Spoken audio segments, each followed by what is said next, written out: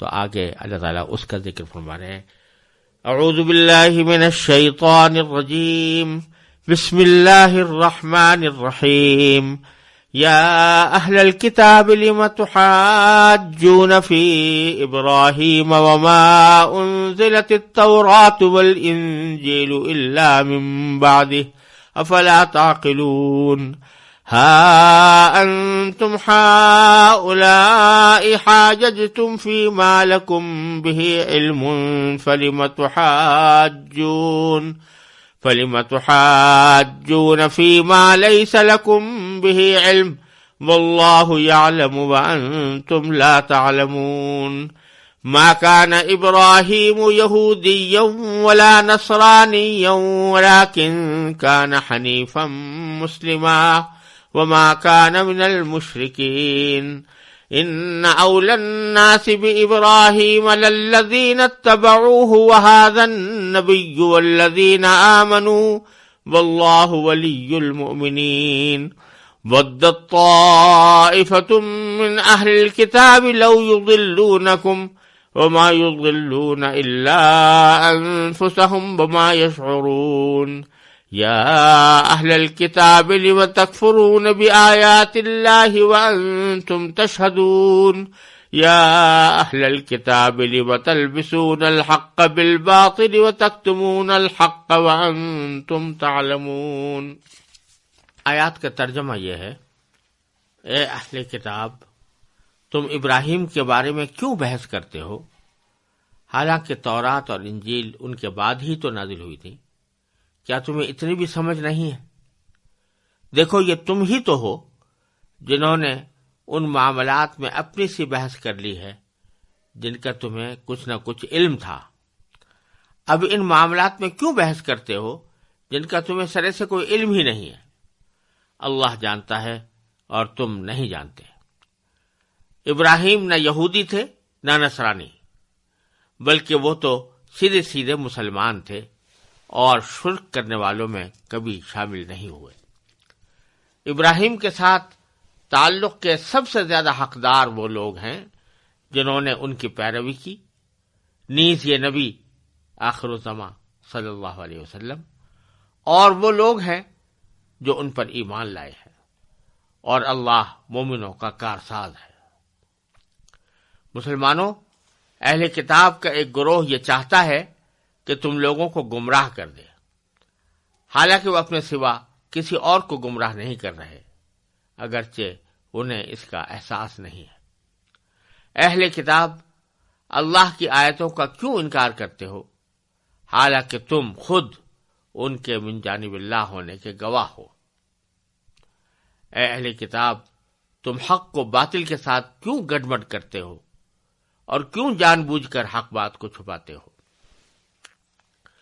ان آیات میں اللہ تبارک و تعالی نے حضرت ابراہیم علیہ السلام کی جو حقیقی پوزیشن تھی وہ واضح فرمائی ہے.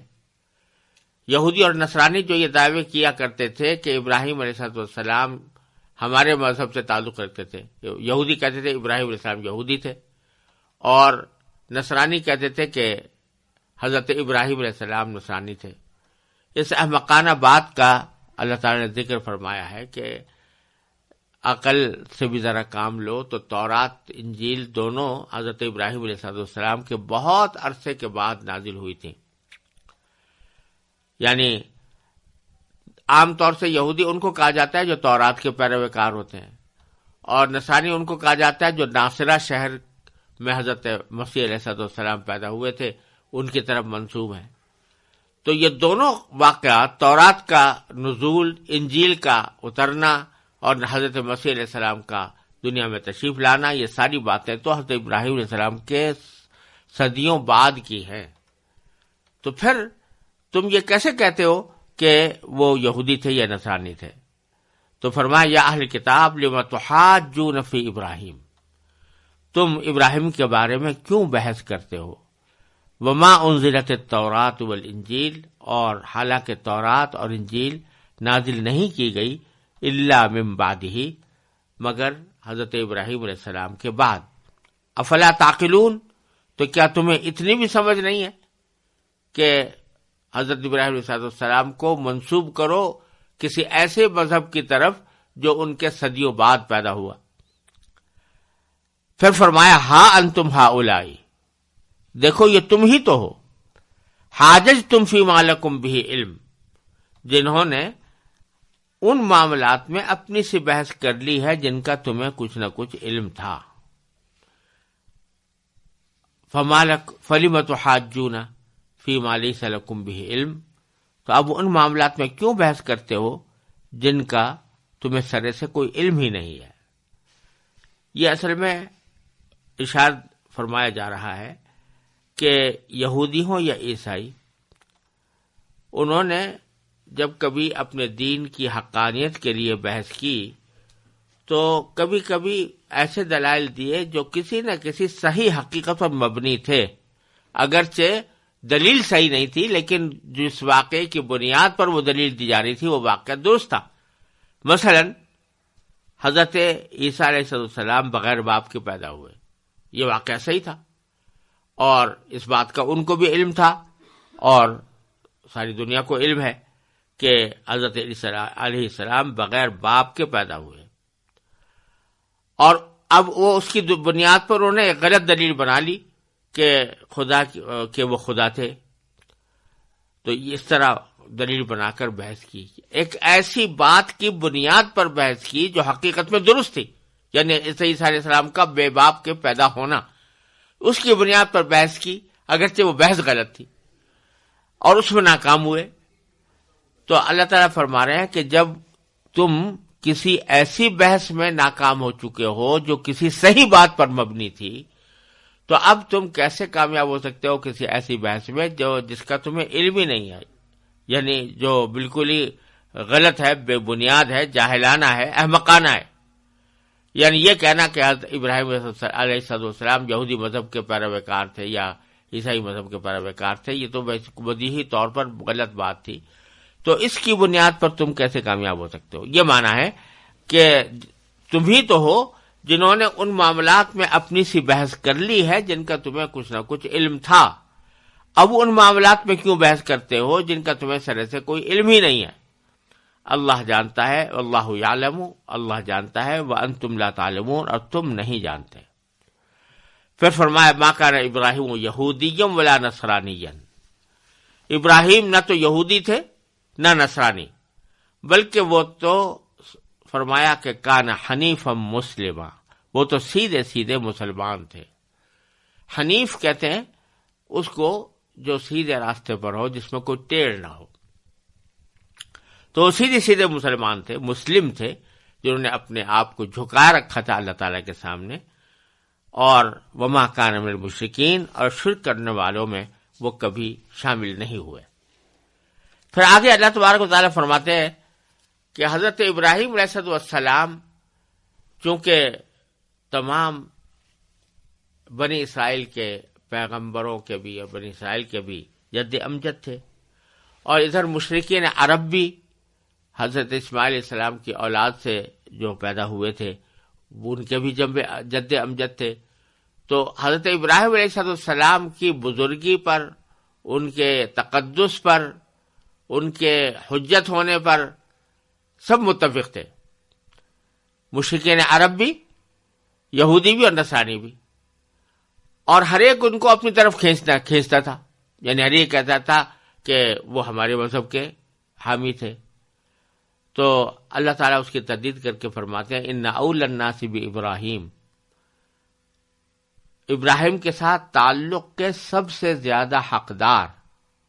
کون ہے؟ للذین اتبعوہ، وہ ہیں جنہوں نے ان کی پیروی کی۔ وہ تو ہمیشہ توحید ہی کی تعلیم دیتے رہے، بت پرستی کے خلاف لڑتے رہے، اور اس کے راستے میں انہوں نے بہت سی تکلیفیں بھی اٹھائیں، تو وہ جنہوں نے ان کی پیروی کی، ان کی بنیادی دعوت کے معاملے میں وہ ہیں حقدار ان کے ساتھ تعلق رکھنے کے۔ وہذا النبی، اور نیز یہ نبی یعنی نبی آخر الزماں محمد مصطفیٰ صلی اللہ علیہ وسلم، یہ زیادہ حقدار ہیں ان سے تعلق کے دعویٰ کرنے کے۔ والذین آمنوا، اور وہ لوگ جو حضرت محمد مصطفیٰ صلی اللہ علیہ وسلم پر ایمان لائے ہیں، وہ بھی زیادہ حقدار ہیں ان کے ساتھ تعلق کا اظہار کرنے کے۔ واللہ ولی المؤمنین، اور اللہ مومنوں کا کارساز ہے، مومنوں کی بگڑی بنانے والا ہے۔ پھر آگے مسلمانوں سے خطاب کرتے ہوئے اللہ تعالی نے مسلمانوں کو متنبہ فرمایا ہے کہ وہ اہل کتاب کی بعض اوقات سازشیں ان کی ایسی ہوتی ہیں کہ جو تمہیں گمراہی کی طرف مائل نہ کر دے، تو ان سازشوں سے خبردار رہنا۔ تو فرمایا ودت طائفۃ من اہل کتاب، اہل کتاب کا ایک گروہ یہ چاہتا ہے کہ لو یضلونکم، کہ تم لوگوں کو گمراہ کر دیں۔ آگے فرمایا باری تعالیٰ وما یضلون الا انفسهم، حقیقت میں تو وہ اور کسی کو گمراہ نہیں کر رہے سوائے اپنے آپ کے۔ وما یشعرون، اگرچہ ان کو اس کا احساس نہیں ہے۔ پھر اللہ تعالیٰ دوبارہ مصفحانہ، مخلصانہ اور ناصحانہ انداز میں اہل کتاب سے خطاب فرماتے ہیں کہ یا اہل الکتاب، اے اہل کتاب، لما تلبسون الحق بالباطل، تم حق کو باطل کے ساتھ کیوں گڑبڑ کرتے ہو؟ وتکتمون الحق، اور کیوں جان بوجھ کر حق بات کو چھپاتے ہو؟ وانتم تعلمون، جبکہ تم جانتے ہو کہ ہم حقیقت کو چھپا رہے ہیں۔ کیوں ایسا کرتے ہو؟ یہ ایسا کرنا تمہارے لیے کس طرح دنیا اور آخرت میں کارآمد ہو سکتا ہے؟ تو یہ کہ ناصحانہ انداز میں اللہ تبارک و تعالی نے ان کو نصیحت بھی فرما دی کہ تمہیں ایسا نہیں کرنا چاہیے، خود سوچنا چاہیے، تم اپنے پاؤں پر کلاڑی مار رہے ہو، اپنا ہی نقصان کر رہے ہو حق کو باطل کے ساتھ گڑبڑ کرنے کے۔ حق کو باطل کے ساتھ گڑبڑ کرنے کے معنی ان کے حق میں یہ ہے کہ انہوں نے مثلا جو یہودی تھے، انہوں نے تورات کے احکام میں کچھ تحریف کر ڈالی تھی، تو یہ حق کو باطل کے ساتھ گڑبڑ کر دیا تھا۔ عیسائیوں کے سلسلے میں حق کو باطل کے ساتھ گڑبڑ کرنے کے معنی یہ ہے کہ یہ بات تو حق تھی کہ عیسیٰ علیہ السلام بغیر باپ کے پیدا ہوئے، لیکن اس کو ذریعہ بنا دیا انہوں نے حضرت عیسیٰ علیہ السلام کے خدا ہونے کا، تو یہ باطل بات تھی۔ تو اس طرح انہوں نے حق کو باطل سے گڑبڑ کیا تھا۔ تو فرمایا کہ ایسا کیوں کرتے ہو اور حق بات کو جانتے بوجھتے کیوں چھپاتے ہو؟ بظاہر اس حق بات کو جانتے بوجھتے چھپانے سے مراد ان کی یہ ہے کہ حضرت نبی کریم سرور دو عالم صلی اللہ علیہ وسلم کی تشریف آوری کی خبر پچھلی کتابوں کے اندر وضاحت کے ساتھ موجود تھی کہ آپ تشریف لانے والے ہیں، اور آپ اس کا صحیح مصداق تھے، اور یہ لوگ اپنی کتابوں کے اندر مذکور علامتوں کی بنیاد پر یہ یقین رکھتے تھے کہ واقعتاً نبی کریم صلی اللہ علیہ وسلم اللہ تعالیٰ کے سچے رسول ہیں۔ چنانچہ دوسری جگہ قرآن کریم میں فرمایا یعرفونہ کما یعرفون ابناءہم، وہ حضور کو بحیثیت پیغمبر اس طرح پہچانتے ہیں جیسے کہ اپنے بیٹوں کو پہچانتے ہیں۔ اس کے باوجود وہ لوگ حق کو چھپا کر نبی کریم صلی اللہ علیہ وسلم کے رسالت کا انکار کرتے تھے، اس لیے فرمایا وَتَكْتُمُونَ الْحَقَّ وَأَنْتُمْ تَعْلَمُونَ، اور تم حق بات کو جانتے بوجھتے چھپاتے ہو، ایسا کیوں کرتے ہو؟ آگے پھر اللہ تبارک و تعالی نے اہل کتاب یہودیوں اور نصرانیوں کی کچھ بدعنوانیوں کا ذکر کیا ہے، اور بعض ایسی سازشوں کا بھی ذکر فرمایا ہے کہ جو مسلمانوں کے خلاف کیا کرتے تھے۔ چنانچہ ارشاد ہے اعوذ باللہ من الشیطان الرجیم بسم اللہ الرحمن الرحیم وقالت طائفة من أهل الكتاب آمنوا بالذي أنزل على الذين آمنوا وجه النهار واكفروا آخره وقالت طائفة من أهل الكتاب آمنوا بالذي أنزل على الذين آمنوا وجه النهار واكفروا آخره لعلهم يرجعون ولا تؤمنوا إلا لمن تبع دينكم قل إن الهدى هدى الله أن يؤتى أحد مثل ما أوتيتم أو يحاجوكم عند ربكم قل إن الفضل بيد الله يؤتيه من يشاء والله واسع عليم يختص برحمته من يشاء والله ذو الفضل العظيم ومن أهل الكتاب من إن تأمنه بقنطار يؤده إليك ومنهم من إن تأمنه بدينار لا يؤده إليك إلا ما دمت عليه قائما ذلك بأنهم قالوا ليس علينا في الأميين سبيل ويقولون على الله الكذب وهم يعلمون بلى من أوفى بعهده واتقى فإن الله يحب المتقين إن الذين يشترون بعهد الله وأيمانهم ثمنا قليلا أولئك لا خلاق لهم في الآخرة ولا يكلمهم الله ولا ينظر إليهم يوم القيامة ولا يزكيهم ولهم عذاب أليم وإن منهم لفريقا يلوون ألسنتهم بالكتاب لتحسبوه من الكتاب وما هو من الكتاب ويقولون هو من عند الله وما هو من عند الله ويقولون على الله الكذب وهم يعلمون. یہ سورہ آل عمران کی 72ویں آیت سے لے کر 78ویں آیت تک میں نے تلاوت کی ہے، اور اس میں اللہ تبارک و تعالی نے اہل کتاب کی مختلف غلطیوں، بدعنوانیوں اور سازشوں کا ذکر فرمایا ہے.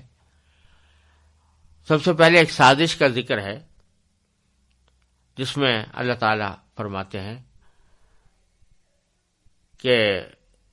اہل کتاب کے ایک گروہ نے ایک دوسرے سے کہا ہے کہ جو کلام مسلمانوں پر نازل کیا گیا ہے اس پر دن کے شروع میں تو ایمان لے آؤ اور دن کے آخری حصے میں اس سے انکار کر دینا، شاید اس طرح مسلمان بھی اپنے دین سے پھر جائیں، مگر دل سے ان لوگوں کے سوا کسی کی نہ ماننا جو تمہارے دین کے متبع ہیں. اے محمد صلی اللہ علیہ وسلم، آپ ان سے کہہ دیجئے کہ ہدایت تو وہی ہدایت ہے جو اللہ کی دی ہوئی ہو. یہ ساری باتیں تم اس ضد میں کر رہے ہو کہ کسی کو اس جیسی چیز یعنی نبوت اور آسمانی کتاب کیوں مل گئی جیسی کبھی تمہیں دی گئی تھی، یا یہ مسلمان تمہارے رب کے آگے تم پر کیوں غالب آ گئے. آپ کہہ دیجئے کہ فضیلت تمام تر اللہ کے ہاتھ میں ہے، وہ جس کو چاہتا ہے دے دیتا ہے، اور اللہ بڑی وسعت والا ہے، ہر چیز کا علم رکھتا ہے.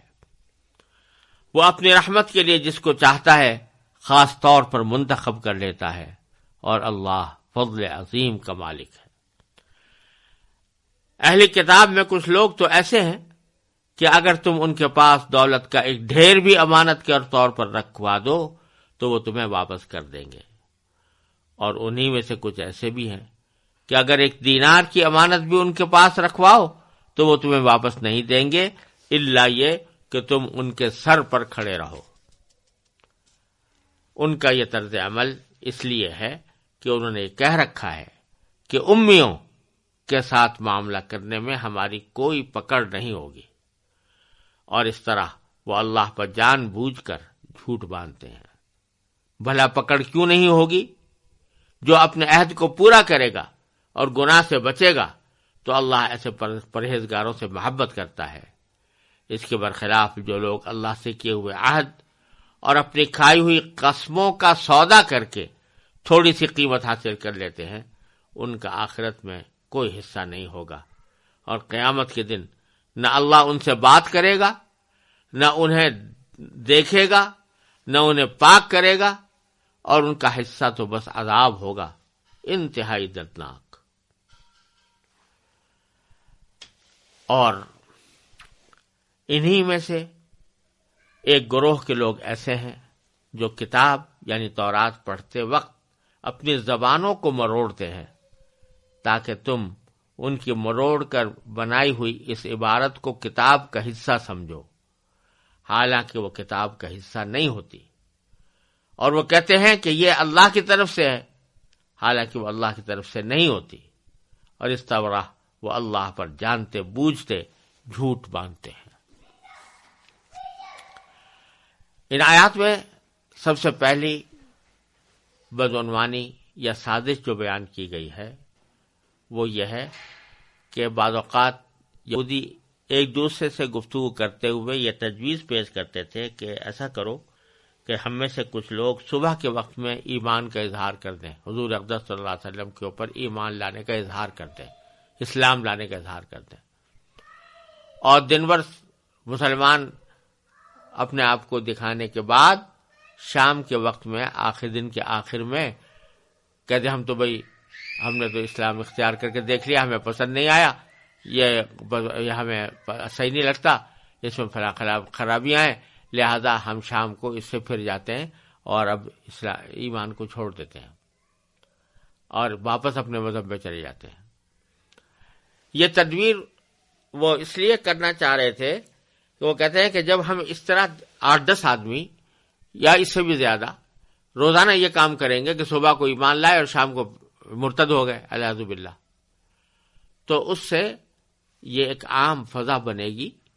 اور افواہیں پھیلیں گی کہ بھئی یہ تو لوگ لوٹ کر اسلام سے لوٹ کر اپنے پرانے دین پر جا رہے ہیں، تو ایک فضا بن جائے گی، ارتداد کی فضا بن جائے گی۔ تو ہو سکتا ہے کہ اس سے جو سچے مسلمان ہیں وہ بھی لوگوں کی دیکھا دیکھی ان کے دلوں میں یہ بات پیدا ہو جائے کہ جب اتنے سارے لوگ اسلام میں داخل ہو کر مرتد ہو رہے ہیں تو ہمیں بھی ایسے کرنا چاہیے۔ تو یہ مطلب ہے کہ وقالت طائفۃ من اہل الکتاب، اہل کتاب کے ایک گروہ نے ایک دوسرے سے کہا ہے کہ آمنوا بالذی انزل علی الذین آمنوا، کہ جو کلام مسلمانوں پر نازل کیا گیا ہے اس پر ایمان لے آؤ، وجہ النہار، دن کے شروع میں، وکفروا آخرہ، اور دن کے آخری حصے میں اسے انکار کر دینا، لعلہم یرجعون، شاید اس طرح مسلمان بھی اپنے دین سے پھر جائیں۔ مگر ساتھ ہی وہ بھی یہ بھی کہہ دیتے کہ جس وقت تم یہ اعلان کرو کہ ہم مسلمان ہو گئے ہیں یا ایمان لے آئے ہیں تو وَلَا تُؤْمِنُوا إِلَّا لِمَنْ تَبِعَ دِينَكُمْ، حقیقت میں دل سے ان لوگوں کے سوا کسی کی نہ ماننا جو تمہارے دین کے پیروکار ہیں۔ بات ماننا تو ہمارے ہی ماننا، لیکن محض دکھاوے کے لیے ایمان کا اعتراف کا اعلان کر دینا اور پھر شام کو اس سے پھر جانا۔ قل، آگے اللہ تعالیٰ نبی کریم صلی اللہ علیہ وسلم سے خطاب فرماتے ہیں، ان الہدی ہدی اللہ، آپ ان سے کہہ دیجئے کہ ہدایت تو وہی ہدایت ہے جو اللہ کی دی ہوئی ہو۔ یہ تم جو ترکیب بتا رہے ہو یہ نہ تمہارے لیے کارآمد ہے نہ دوسرے مسلمانوں کے لیے کارآمد ہے کہ تمہیں دیکھ دیکھ کر دوسرے لوگ بھی مرتد ہو جائیں۔ جس کو اللہ تعالی نے ہدایت دے دی تو وہ تو اللہ ہی کی دی ہوئی ہدایت پر ہے، وہ اس سے کبھی پھرے گا نہیں، نکلے گا نہیں، محض تمہاری اس سازش کی بنیاد پر وہ تمہارے اس جال میں نہیں آئے گا۔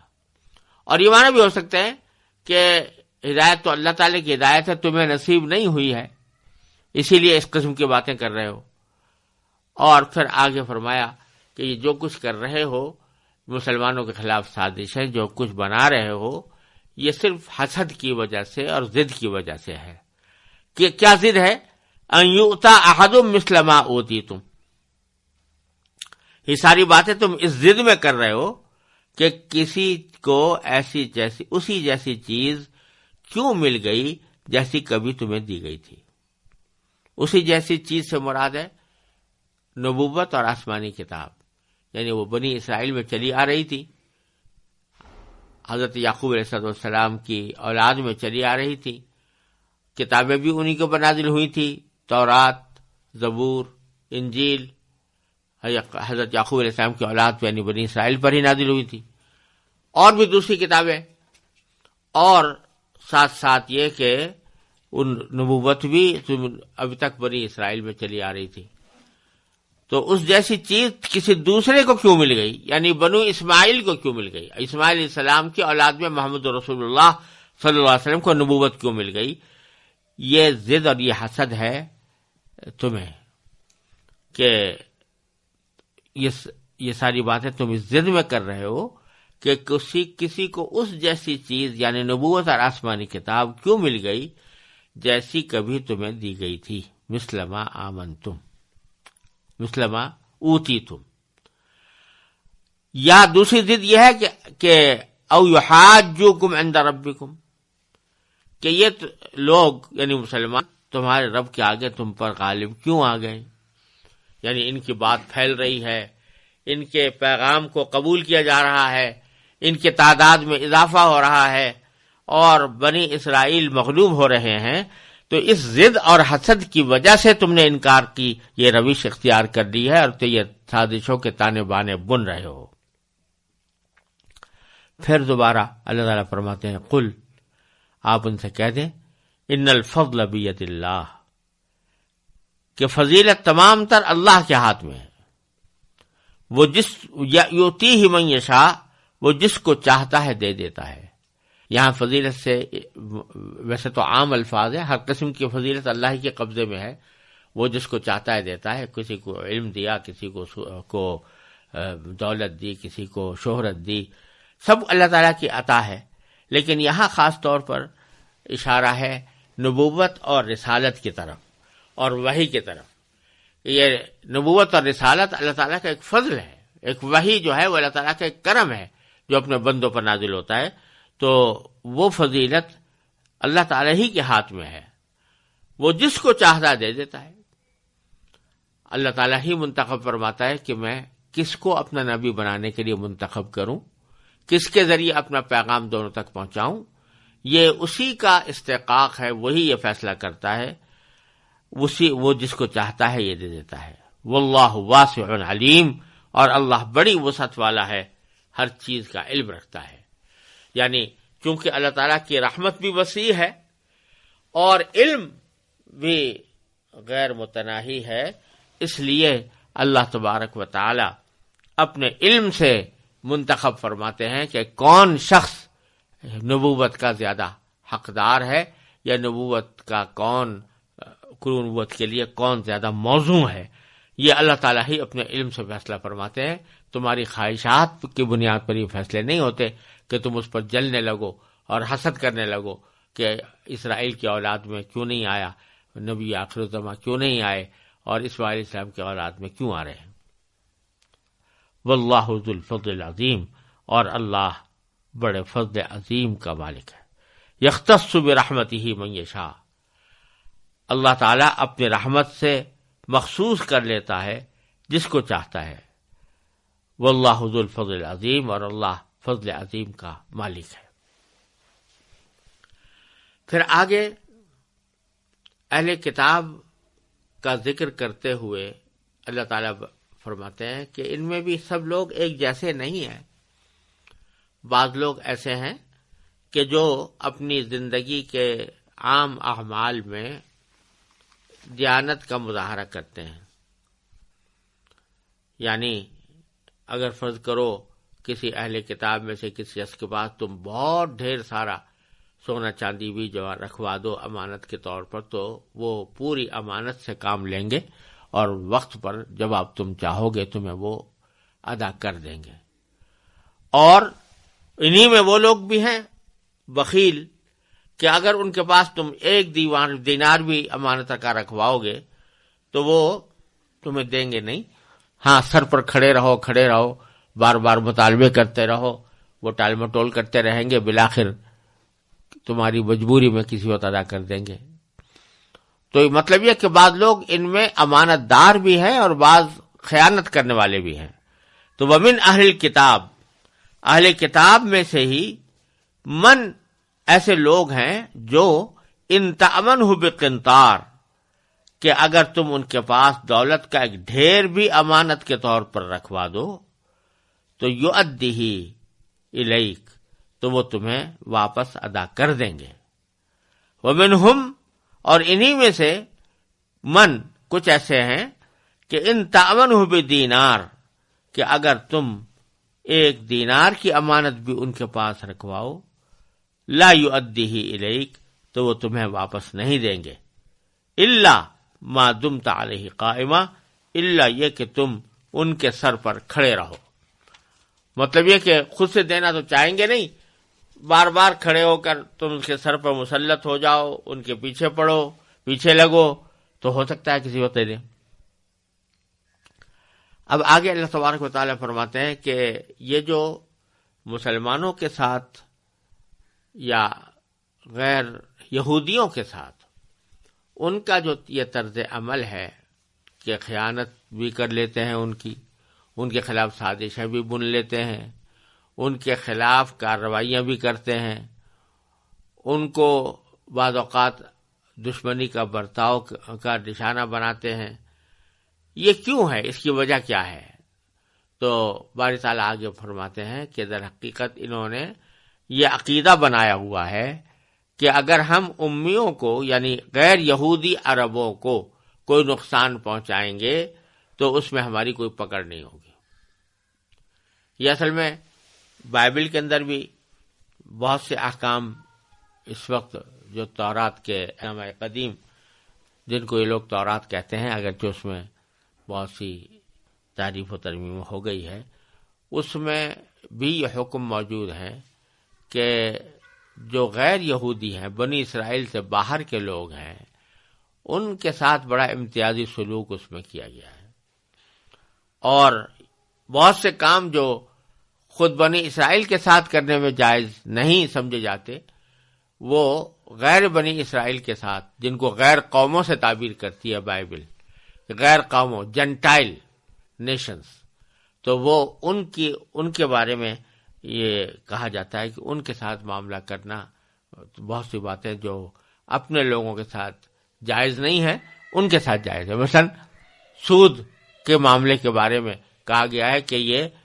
یہودیوں سے تو سود لینا دینا آپس میں درست نہیں ہے، لیکن غیر قوموں سے لے سکتے ہو سود۔ تو یہ جو انہوں نے باتیں کر رکھی ہیں، تو یہ کہہ رہے ہیں کہ ہمیں اللہ تعالیٰ نے یہ کہہ دیا ہے کہ تم یہودیوں کے علاوہ جتنی قومیں ہیں، ان سے خاص طور سے عرب کے لوگ، تو ان کو اگر کوئی تکلیف پہنچاؤ گے یا ان کے مال میں کوئی خیانت کرو گے تو تمہاری کوئی پکڑ نہیں ہوگی، یہ کہہ رکھا انہوں نے۔ تو جب عقیدہ یہ بیٹھ گیا، دل میں یہ عقیدہ بیٹھ گیا کہ ان کو تکلیف پہنچانے سے ہمیں کوئی پکڑ نہیں ہوگی اور نہ ہمیں کوئی عذاب ہوگا، تو جو چاہیں پھر تکلیف پہنچا دیتے ہیں۔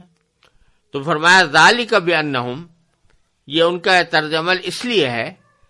کہ قالو، انہوں نے یہ کہہ رکھا ہے کہ لیس علینا فی الامیین سبیل،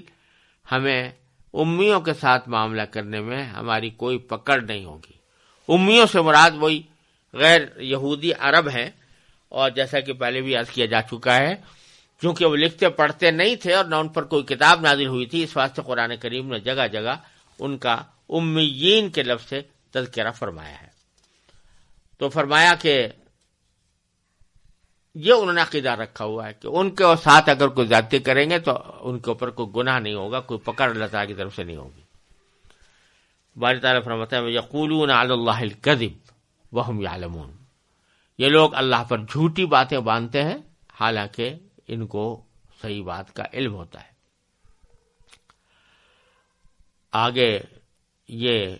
کہنا کہ ہم اللہ تعالیٰ کے حکم کے تحت اگر غیر قوم کے ساتھ کوئی زیادتی کریں تو ہماری کوئی پکڑ نہیں ہوگی، اس کی آگے اللہ تعالیٰ تردید فرماتے ہیں بھلا پکڑ کیوں نہیں ہوگی؟ آگے قاعدہ بیان فرماتے ہیں کہ قاعدہ یہ ہے کہ من اوفا بعہدہ واتقی، جو شخص بھی اپنے عہد کو پورا کرے گا اور گناہ سے بچے گا، فإن اللہ یحب المتقین، تو اللہ ایسے پرہیزگاروں سے محبت کرتا ہے۔ اس کے برخلاف ان الذین یشترون بعہد اللہ وایمانہم ثمنا قلیلا، جو لوگ اللہ سے کیے ہوئے عہد اور اپنی کھائی ہوئی قسموں کا سودا کر کے تھوڑی سی قیمت حاصل کر لیتے ہیں، ان کا اولئک لا خلاق لہم فی الآخرہ، ان کا آخرت میں کوئی حصہ نہیں ہوگا۔ یعنی یہ جو تم کہہ رہے ہو نا کہ کافروں غیر قوموں کے ساتھ ہم اگر کوئی زیادتی کریں تو ہماری کوئی پکڑ نہیں ہوگی، یہ اللہ تعالیٰ کے ساتھ تمہارے کیے ہوئے عہد کے بھی برخلاف ہے۔ اللہ تعالیٰ سے جو تم نے عہد کیا تھا کہ ہم تورات کے حقیقی احکام کو مانیں گے اور تورات کے احکام پر عمل کریں گے اور اس میں اپنی طرف سے کوئی گڑبڑ نہیں کریں گے، تو یہ سب تم جو کچھ کر رہے ہو یہ اس عہد کی خلاف ورزی ہے، اس لیے کر رہے ہو کہ چند دنیاوی مفادات حاصل کر لو۔ تو اپنے عہد اور اپنی کھائی ہوئی قسموں کا سودا کر کے تھوڑی سی قیمت جو لوگ حاصل کر لیتے ہیں، تو خوب سمجھ لو کہ اولئک لا خلاق لہم فی الآخرہ، ان کا آخرت میں کوئی حصہ نہیں ہوگا۔ ولا یکلمہ اللہ، اور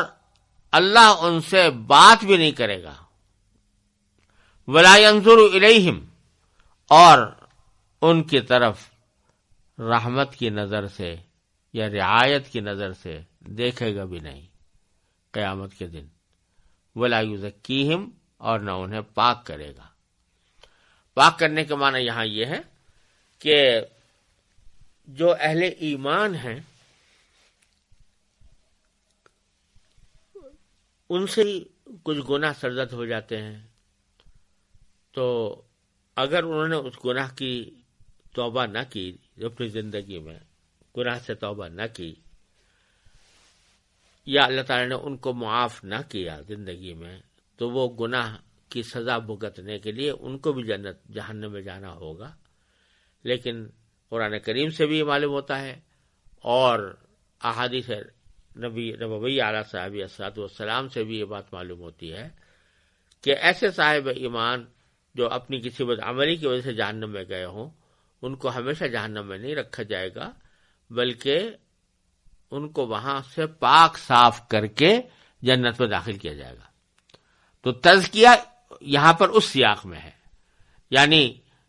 اللہ تعالیٰ ان کی طرف دیکھے گا بھی نہیں قیامت کے دن، اور انہیں پاک صاف بھی نہیں بنائے گا، پاکیزہ بھی نہیں بنائے گا،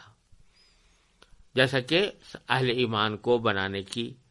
ذکر کی خبر دی گئی ہے۔ وَلَهُمْ عَذَابٌ عَلِيمٌ، اور ایسے لوگوں کے لیے بڑا عذاب ہوگا، عذاب ہی عذاب ہوگا، علیم انتہائی دردناک۔ پھر آگے ایک اور بدعنوانی کا ذکر اللہ تعالیٰ نے اس طرح فرمایا ہے کہ جو کتاب اللہ میں یعنی تورات میں وہ جو کچھ ترمیم اور تحریف کرتے تھے اس کا ذکر ہے کہ ان منہم لفریقا، کہ انہی لوگوں میں سے ایک گروہ وہ ہے کہ وہ یلوون السنتہم بالکتاب، وہ کتاب پڑھتے وقت اپنی زبانوں کو مروڑتے ہیں۔ اب مروڑنے کے معنی دو ہو سکتے ہیں، ایک تو یہ بھی ہو سکتا ہے کہ بعض اوقات ایک ہی لفظ کو اگر ایک طرح پڑھا جائے تو اس کے معنی کچھ اور ہوتے ہیں، اور اسی لفظ کو دوسری طرح پڑھ لیا جائے تو اس کے معنی بدل جاتے ہیں۔ یہ ہر زبان میں ہوتا ہے۔ تو وہ جب تورات کی آیات کو پڑھتے ہیں تو پڑھتے وقت زبانوں کو اس طرح مروڑتے ہیں پڑھنے کے لیے کہ اس سے اس کا مفہوم ہی بدل جاتا ہے۔ ایک معنی تو اس کے یہ بھی ہیں، اور دوسرے معنی یہ بھی ہے کہ زبانوں کو مروڑنا یہ ایک محاورہ بھی ہے، یعنی اپنی طرف سے وہ غلط سلط باتوں کو تورات کی طرف منسوب کر دیتے ہیں۔ لِتَحْسَبُوهُ مِنَ الْكِتَابِ، تاکہ تم اس کو کتاب اللہ کا حصہ سمجھو، وَمَا هُوَ مِنَ الْكِتَابِ، حالانکہ وہ کتاب کا حصہ نہیں ہوتی۔ وَيَقُولُونَ هُوَ مِنْ عِنْدِ اللَّهِ، اور وہ زبان سے بھی کہتے ہیں کہ جو ہم بات کہہ رہے ہیں یہ اللہ کی طرف سے ہے، وما هو من عند اللہ، حالانکہ وہ اللہ کی طرف سے نہیں ہوتی. وَيَقُولُونَ عَلَى اللَّهِ الْكَذِبَ وَهُمْ يَعْلَمُونَ، اور وہ اللہ پر جانتے بوجھتے جھوٹ باندھتے ہیں. یہ ان کی تعریف کا ذکر ہے. اور تحقیق سے یہ بات معلوم ہوئی ہے، اور اس بات کا اعتراف اب بہت سے خود ایسے لوگوں نے بھی کیا جو عیسائی تھے یا ہیں،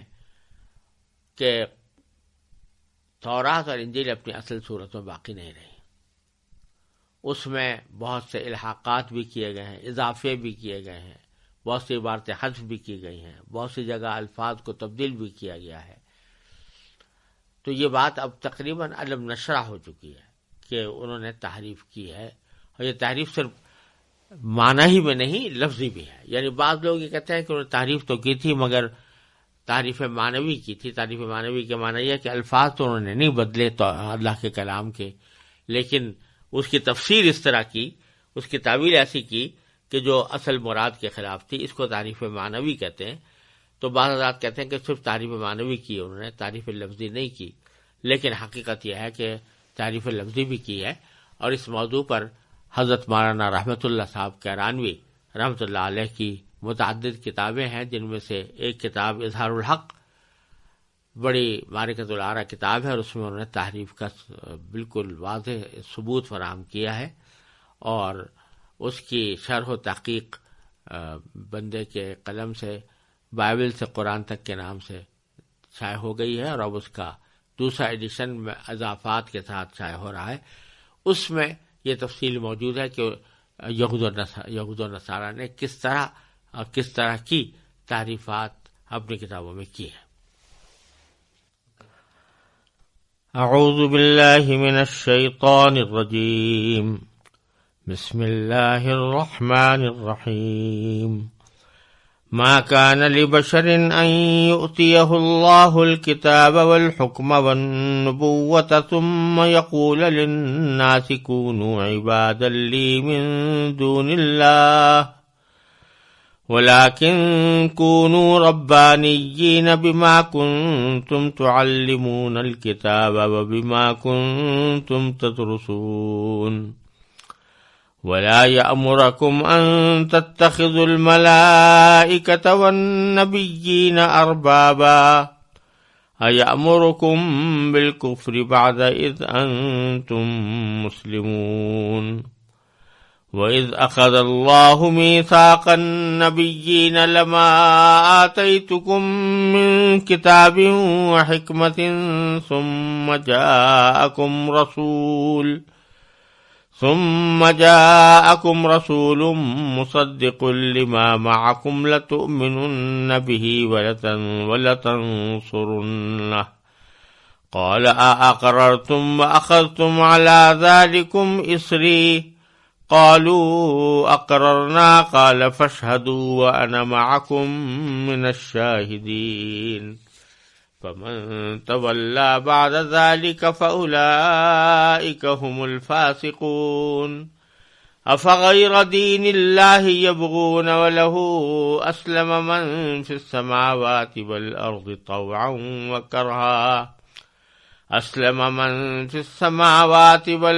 طوعا وكرها وإليه يرجعون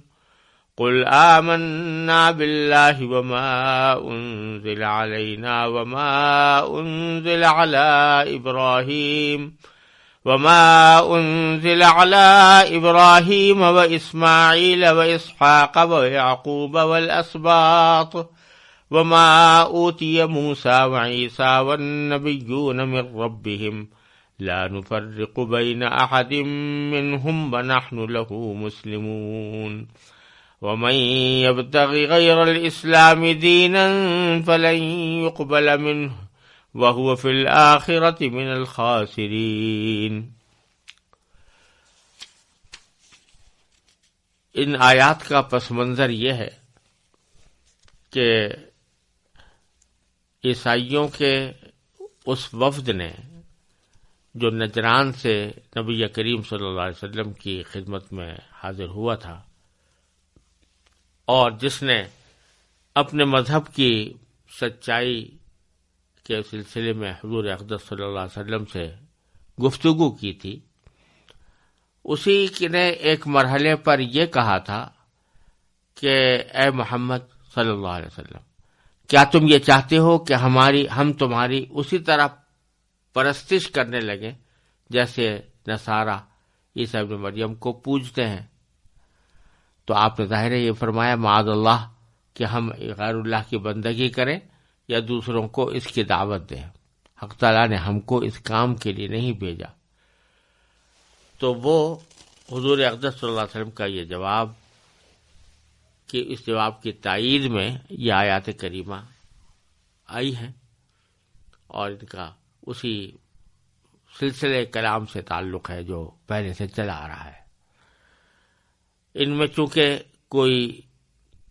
اس کا ترجمہ بالکل واضح ہے اور اس میں کسی مزید تشریح کی حاجت نہیں ہے، اس لیے یہاں میں ان آیات کے ترجمے پر اکتفا کرتا ہوں۔ فرمایا ما کان لبشر ان یؤتیہ اللہ الکتاب والحکم والنبوۃ، یہ کسی بشر کا کام نہیں کہ اللہ تو اسے کتاب اور حکمت اور نبوت عطا کرے اور وہ اس کے باوجود لوگوں سے کہے کہ اللہ کو چھوڑ کر میرے بندے بن جاؤ۔ اس کے بجائے وہ تو یہی کہے گا کہ اللہ والے بن جاؤ، کیونکہ تم جو کتاب پڑھاتے رہے ہو اور جو کچھ پڑھتے رہے ہو اس کا یہی نتیجہ ہونا چاہیے۔ اور نہ وہ تمہیں یہ حکم دے سکتا ہے کہ فرشتوں اور پیغمبروں کو خدا قرار دے دو۔ جب تم مسلمان ہو چکے تو کیا اس کے بعد وہ تمہیں کفر اختیار کرنے کا حکم دے گا؟ اور ان کو وہ وقت یاد دلاؤ جب اللہ نے پیغمبروں سے عہد لیا تھا کہ اگر میں تم کو کتاب و حکمت عطا کروں، پھر تمہارے پاس کوئی رسول آئے کتاب کی طرح جو تمہارے پاس ہے، تو تم اس پر ضرور ایمان لاؤ گے اور ضرور اس کی مدد کرو گے۔ اللہ نے ان پیغمبروں سے کہا تھا کہ کیا تم اس بات کا اقرار کرتے ہو اور میری طرف سے دی ہوئی ذمہ داری اٹھاتے ہو؟ انہوں نے کہا تھا ہم اقرار کرتے ہیں۔ اللہ نے کہا تو پھر ایک دوسرے کے اقرار کے گواہ بن جاؤ اور میں بھی تمہارے ساتھ گواہی میں شامل ہوں۔ اس کے بعد بھی جو لوگ ہدایت سے منہ موڑیں گے تو ایسے لوگ نافرمان ہوں گے۔ اب کیا یہ لوگ اللہ کے دین کے علاوہ کسی اور دین کی تلاش میں ہیں؟ حالانکہ آسمانوں اور زمین میں جتنی مخلوقات ہیں ان سب نے اللہ ہی کے آگے گردن جھکا رکھی ہے، کچھ نے خوشی سے اور کچھ نے ناچار ہو کر، اور اسی کی طرف وہ سب لوٹ کر جائیں گے۔ کہہ دو کہ ہم ایمان لائے اللہ پر اور جو کتاب ہم پر اتاری گئی اس پر، اور اس ہدایت پر جو ابراہیم، اسماعیل، اسحاق، یعقوب اور ان کی اولاد پر اتاری گئی، اور ان باتوں پر جو موسیٰ، عیسیٰ اور دوسرے پیغمبروں کو عطا کی گئیں۔ ہم ان پیغمبروں میں سے کسی کے درمیان کوئی فرق نہیں کرتے، اور ہم اسی ایک اللہ کے آگے سر جھکائے ہوئے ہیں۔ جو کوئی شخص اسلام کے سوا کوئی اور دین اختیار کرنا چاہے گا تو اس سے وہ دین قبول نہیں کیا جائے گا، اور آخرت میں وہ ان لوگوں میں شامل ہوگا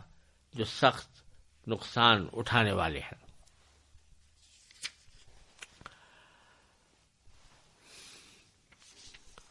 ان آیات میں جو مضامین بیان فرمائے گئے ہیں وہ بالکل واضح ہیں، اور ان میں کسی تفسیر کی حاجت نہیں ہے کہ اللہ تبارک و تعالیٰ فرما رہے ہیں کہ تم نے جو یہ دعویٰ کیا کہ رسول اللہ صلی اللہ علیہ وسلم چاہتے ہیں کہ ان کی پرستش کی جائے، کوئی بھی سچا پیغمبر کبھی بھی اپنے ماننے والوں کو اپنی پرستش کا حکم نہیں دے سکتا، کیونکہ اللہ تعالیٰ جب کسی کو کتاب اور حکمت اور نبوت عطا فرماتا ہے تو وہ اس کو چھوڑ کر یہ کیسے کہہ سکتا ہے کہ میرے بندے بن جاؤ؟ ہاں، وہ تو یہ کہتا ہے کہ ربانیین بن جاؤ، کونو ربانیین، یعنی اللہ والے بن جاؤ، اللہ تعالیٰ کے ساتھ تعلق رکھنے والے بن جاؤ۔ اس لیے کہ جو کتاب تم پڑھاتے رہو، جو کچھ پڑھتے رہو، اس کا نتیجہ یہی ہونا چاہیے کہ تم اللہ والے بن جاؤ، اور وہ تمہیں کبھی اس بات کا حکم نہیں دے گا کہ ملائکہ کو، فرشتوں کو یا نبیوں کو اپنا رب بناؤ۔ اس میں ایک جملہ اور ہے جو قابل ذکر ہے، جس کی تشریح قابل ذکر ہے، کہ اللہ تعالیٰ نے فرمایا کہ لہو اسلم من فی السماوات والارض، اسی کے لیے، اسی کے آگے گردن جھکا رکھی ہے ہر اس چیز نے جو آسمانوں میں ہے اور زمین میں ہے، طوعا و کرہن، کچھ نے خوشی سے اور کچھ نے ناچار ہو کر۔ اس کا مطلب یہ ہے کہ اللہ تعالیٰ کے جو احکام ہیں جو اس نے اپنی مخلوقات کو دیے ہیں وہ دو قسم کے ہیں۔ ایک تو تشریعی قسم کے احکام ہیں، جیسے کہ ہمیں کہا گیا کہ نماز پڑھو، روزہ رکھو، زکوٰۃ دو وغیرہ، یہ تشریعی احکام ہیں۔ اور ایک احکام وہ ہے جو تکوینی ہے، یعنی اللہ تعالیٰ نے مثلا سمندر کو یہ حکم دیا ہوا ہے کہ وہ بہتا رہے، پہاڑ کو یہ حکم دیا ہے کہ وہ کھڑا رہے، بادلوں کو حکم دیا کہ وہ ایک جگہ سے دوسری جگہ جا کر مہ برسائیں وغیرہ۔ یہ جو تکوینی احکام ہیں جو کائنات کے سلسلے میں ہیں، یہ جس کو بھی حکم دیا گیا ہے وہ اس حکم کو ماننے پر مجبور ہے، اس کے ہاتھ میں اختیاری نہیں ہے۔ یہ معنی ہے کرہن کے، یعنی یہ نہیں ہو سکتا کہ اللہ تعالیٰ سورج سے کہے کہ تم چلو اور وہ رک جائے، زمین سے کہے کہ تم حرکت کرو اور وہ رک جائے۔ اللہ تعالیٰ کے حکم کی وہ خلاف ورزی کر ہی نہیں سکتے، یہ معنی ہے کرہن کے۔ اور طوعاً کے معنی یہ ہے کہ مثلا عام طور سے تشریعی احکام جو بندے اللہ تعالیٰ کے تشریعی احکام کو مانتے ہیں، مثلا رمضان کے اندر ہم لوگ روزے رکھ رہے ہیں، یا رمضان کے بعد ہم زکوٰۃ ادا کریں یا حج کریں، تو یہ ہم اپنی خوشی سے کرتے ہیں۔ تو فرمایا کہ جتنی بھی آسمان و زمین کی مخلوقات ہیں وہ کچھ احکام کی تعمیل تو خوشی سے کرتی ہیں، جیسے کہ کوئی آدمی خوشی سے نماز پڑھتا ہے، اور کچھ وہ ناچار ہو کر، یعنی مجبور ہو کر کرتی ہے کہ ان کے پاس کوئی دوسرا راستہ ہی نہیں سوائے اللہ تعالیٰ کا حکم ماننے کے۔ تکوینی حکم جو اللہ تعالیٰ کے ہوتے ہیں وہ اب تمام کائنات کے لوگ اس کو ماننے پر مجبور ہوتے ہیں۔ اور پھر آخر میں اللہ تعالیٰ نے بالکل واضح اور دو ٹوک الفاظ میں فرما دیا کہ وَمَن يَبْتَغِ غَيْرَ الْإِسْلَامِ دِينًا، جو اسلام کے علاوہ کوئی اور دین تلاش کرے گا فَلَن يُقْبَلَ مِنْهُ، تو وہ اس سے قبول نہیں کیا جائے گا، وَهُوَ فِي الْآخِرَةِ مِنَ الْخَاسِرِينَ، اور وہ آخرت میں نقصان اٹھانے والوں میں شامل ہوگا۔ اعوذ باللہ من الشیطان الرجیم، بسم اللہ الرحمن الرحیم، کیف یہدی اللہ قوما کفروا بعد ایمانہم وشہدوا ان الرسول حق وجاءہم البینات واللہ لا یہدی القوم الظالمین، اولئک جزاؤہم ان علیہم لعنۃ اللہ والملائکۃ والناس اجمعین خالدین فیہا لا یخفف عنہم العذاب ولا هم ینظرون الا الذین تابوا من بعد ذلك واصلحوا فإن اللہ غفور رحیم، ان الذين كفروا بعد ایمانهم ثم ازدادوا كفرا لن تقبل توبتهم واولئك هم الضالون، ان الذين كفروا وماتوا وهم كفار فلن يقبل من احدهم ملء الارض ذهبا ولو افتدى به اولئک لهم عذاب علیم وما لهم من ناصرین۔ ان آیات کا پس منظر یہ ہے کہ بعض روایات سے معلوم ہوتا ہے کہ اہل کتاب کے کچھ لوگ اپنے ایمان اور اسلام کا اظہار کرنے کے بعد مرتد ہو کر چلے گئے تھے اور انہوں نے دوبارہ کفر اختیار کر لیا تھا۔ اور یہ عین ممکن ہے کہ پیچھے جو اللہ تعالیٰ نے ذکر فرمایا ہے کہ یہ لوگ آپس میں یہ باتیں کرتے ہیں کہ ایسا کرو کہ صبح کے وقت میں ایمان لے آؤ اور شام کو پھر ایمان سے پھر جانا، تاکہ لوگوں کے اندر یہ بات پھیلے کہ لوگ ایمان لا کر مرتد ہو رہے ہیں، تو اس سے ایمان کے خلاف ایک فضا بنے۔ تو شاید اسی سازش کے تحت بھی ایسا ہوا ہو کہ یہ لوگ پہلے ایمان لائے اور پھر مرتد ہو کر چلے گئے۔ تو اللہ تبارک و تعالیٰ ان کا ذکر فرما رہے ہیں کہ جو لوگ ایک مرتبہ اسلام لانے کے بعد پھر ارتداد کا راستہ اختیار کرتے ہیں یا دوبارہ حق سے منہ موڑتے ہیں، تو ان کا کیا انجام ہوگا۔ تو فرمایا کہ اللہ ایسے لوگوں کو کیسے ہدایت دے جنہوں نے ایمان لانے کے بعد کفر اختیار کر لیا، حالانکہ وہ گواہی دے چکے تھے کہ یہ رسول سچے ہیں اور ان کے پاس اس کے روشن دلائل بھی آ چکے تھے۔ اللہ ایسے ظالموں کو ہدایت نہیں دیا کرتا۔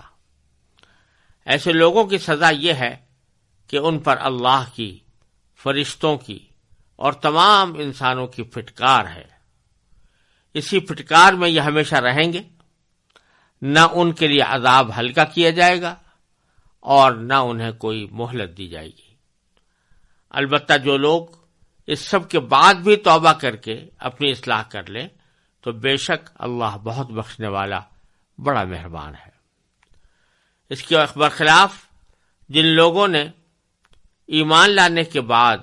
کفر اختیار کیا، پھر کفر میں بڑھتے ہی چلے گئے، ان کی توبہ ہرگز قبول نہ ہوگی۔ ایسے لوگ راستے سے بالکل ہی بھٹک چکے ہیں۔ جن لوگوں نے کفر اپنایا اور کافر ہونے کی حالت ہی میں مرے، ان میں سے کسی سے پوری زمین بھر کر بھی سونا قبول نہیں کیا جائے گا، خواہ وہ اپنی جان چھڑانے کے لیے اس کی پیشکش ہی کیوں نہ کریں۔ ان کا تو دردناک عذاب ہو کر رہے گا اور ان کو کسی قسم کے مددگار میسر نہیں آئیں گے۔ ان آیات کریمہ میں اللہ تبارک و تعالی نے ان لوگوں کو کا حکم بتایا ہے جو ایمان لا کر پھر مرتد ہو گئے۔ اس میں یہ بات سمجھنے کی ہے کہ دو جگہ اللہ تعالی نے فرمایا کہ اللہ تعالیٰ ان کو ہدایت نہیں دے گا۔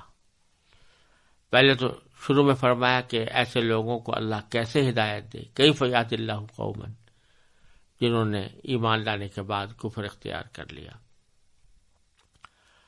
اور آگے فرمایا کہ واللہ لا یہدی القوم الظالمین، اور اللہ ظالم لوگوں کو ہدایت نہیں دیتا۔ یہاں یہ بات سمجھنے کی ہے جو پہلے بھی سورہ فاتحہ کی تفسیر میں گزر چکی ہے کہ ہدایت کے دو مطلب ہوتے ہیں۔ ایک ہدایت کا مطلب تو ہوتا ہے راستہ دکھا دینا کہ صحیح راستہ یہ ہے، بتلا دینا کہ صحیح طرز عمل یہ ہے۔ یہ تو اس قسم کی ہدایت تو اللہ تعالیٰ ہر ایک کو دیتا ہے، چاہے وہ کافر ہو، چاہے مرتد ہو، چاہے غیر مسلم ہو، فاسق ہو، فاجر ہو، راستہ سب کو بتا رکھا ہے اللہ تعالیٰ نے کہ یہ راستہ صحیح ہے اور یہ راستہ غلط ہے۔ لیکن ایک ہدایت کے معنی یہ ہے کہ اللہ تعالیٰ ہاتھ پکڑ کر دل تک پہنچا دے،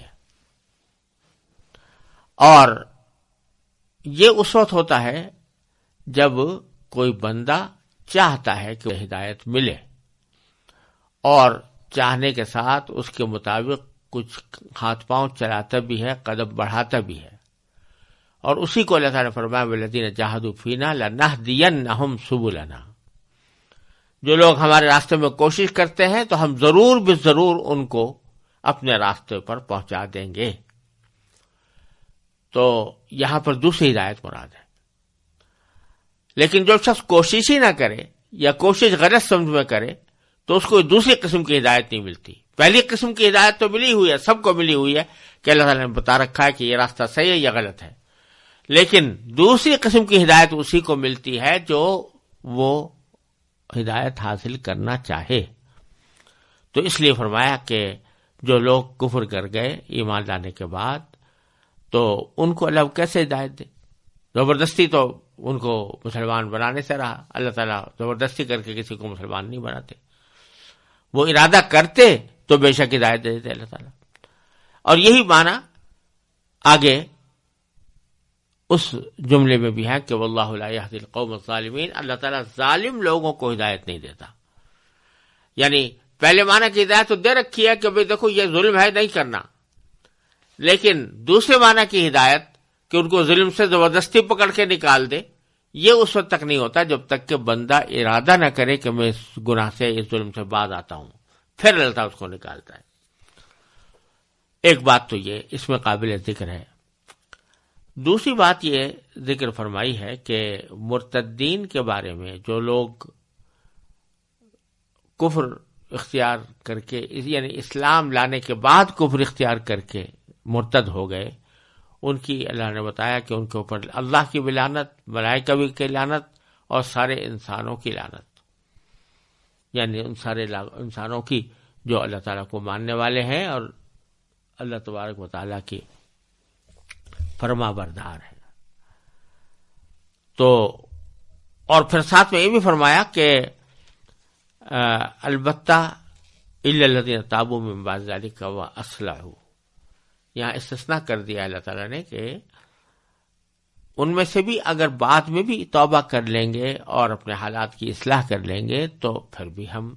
ان کی توبہ قبول کر لیں گے اور ان کو معاف کر دیں گے، ان کے اوپر مزید عذاب نہیں ہوگا. فإن اللہ غفور رحیم. لیکن اسی کے اگلے جملے میں اللہ تعالیٰ نے فرمایا ان الذین کفروا بعد ایمانہم ثم ازدادوا کفرا، یعنی جن لوگوں نے ایمان لانے کے بعد کفر اختیار کیا ثم ازدادوا کفرا، پھر کفر میں بڑھتے ہی چلے گئے. کفر میں بڑھتے ہی چلے گئے کہ معنی یہ کہ بس پھر ایمان کی طرف لوٹے نہیں، ارتداد سے توبہ نہیں کی، تو ان کے بارے میں فرمایا ان کی توبہ ہرگز قبول نہیں ہوگی. لن تقبل توبتہم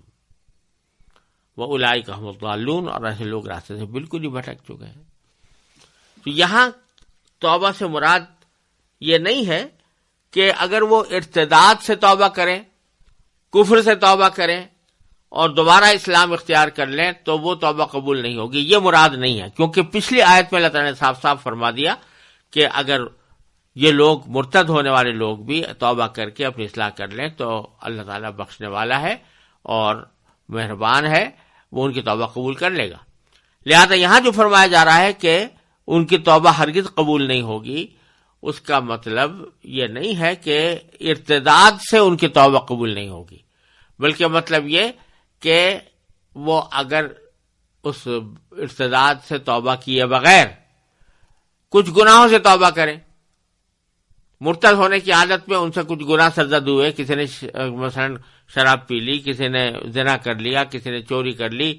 اس کی توبہ اگر اللہ سے مانگنا چاہیں گے تو وہ ہرگز قبول نہیں ہوگی، کیونکہ جب تک ایمان نہ ہو اس وقت تک ان گناہوں سے توبہ قبول نہیں ہوتی. تو ایک معنی تو یہ ہو سکتے ہیں. دوسرے معنی یہ بھی ہو سکتے ہیں کہ جب وہ کفر میں بڑھتے ہی چلے جا رہے ہیں اور حقیقت میں توبہ نہیں کر رہے تو مطلب ہے کہ دنیا میں انہوں نے توبہ نہیں کی لیکن آخرت میں توبہ کرنا چاہتے ہیں، یا مرتے وقت جبکہ سکرات موت ظاہر ہو گئے،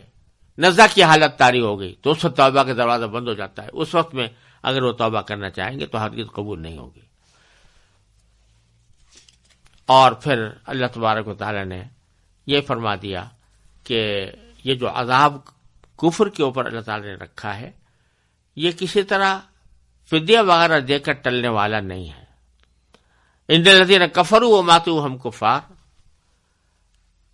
جن لوگوں نے کفر اپنایا اور کافر ہونے کی حالت ہی میں مرے، فلن يقبل من احدهم ملء الارض ذهبا، تو ان میں سے کسی سے پوری زمین بھر کر سونا بھی قبول نہیں کیا جائے گا. ولو افتدی بھی، خواہ وہ اپنی جان چھڑانے کے لیے اس کی پیشکش کیوں نہ کرے،